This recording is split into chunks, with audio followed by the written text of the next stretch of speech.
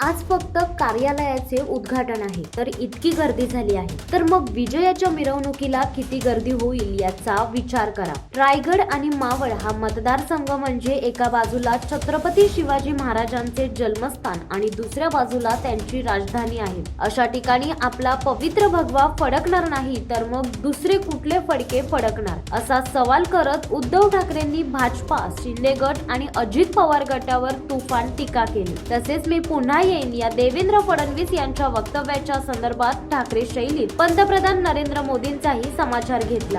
देशात पहिली निवडणूक होते असा भाग नाही, पण भाजपाचे सरकार चुकून आले तर ही या देशातील शेवटची निवडणूक ठरेल। आजपर्यंत छाती ठोकपणे सांगितले होते की पुन्हा येईन। दिल्लीतले लोकही तेच सांगत आहेत, मी पुन्हा येईन, पण पुन्हा येईन स्वतःच्या घरात जातात। ते परत लोकसभा किंवा विधानसभेत येऊ शकत नाही। एवढाच जर पुन्हा येईनचा आत्मविश्वास आहे तर फोडाफोडी कशाला करता? भाजपाला संकटात ज्या पक्षाने साथ दिली त्या शिवसेना प्रमुखांच्या शिवसेनेला तुम्ही संपवायला निघालात। इतके नतदृष्ट राजकारणी या देशात जन्माला आले असतील असे वाटत नाही। जर शिवसेना नसती तर शिवसेनेने खांद्यावर बसवून तुम्हाला महाराष्ट्र फिरवला नसता, तर तुम्हाला खांदा द्यायला 4 लोकही जमले नसते, असे म्हणत उद्धव ठाकरेंनी पनवेलमधील सभेमध्ये भाजपावर कडाडून टीका केली आहे।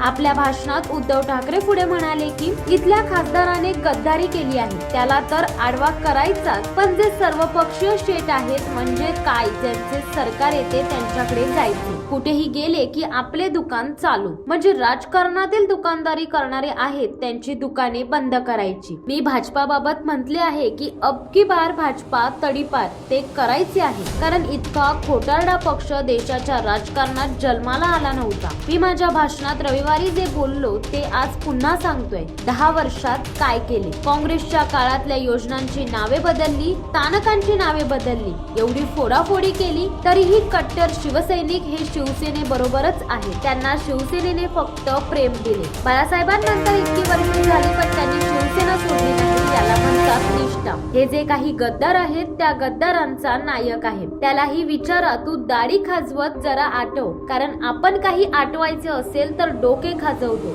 हात दाढी खाजवतो। पैसे खूप आहेत, दाढी खाजवायलाही माणसं ठेवली असतील तर माहित नाही, पण तुम्हाला मी काय दिले नव्हते? शिवसेनेने देता येईल ते सगळे तुम्हाला दिले, तरीही पाटेतवार केला। शिवसेना ही ओळख तुमच्या समोर आली म्हणून निवडून आलात। यांना वाटले की घोड्यावर बसलोय म्हणजे घोडा माझाच, आता घोडा कसा लाथ घालतो ते कळेल आता, असे म्हणत उद्धव ठाकरेंनी एकनाथ शिंदेवरही जोरदार टीका केली। शिवसत्ता टाइम्स न्यूज ब्युरो, खारघर।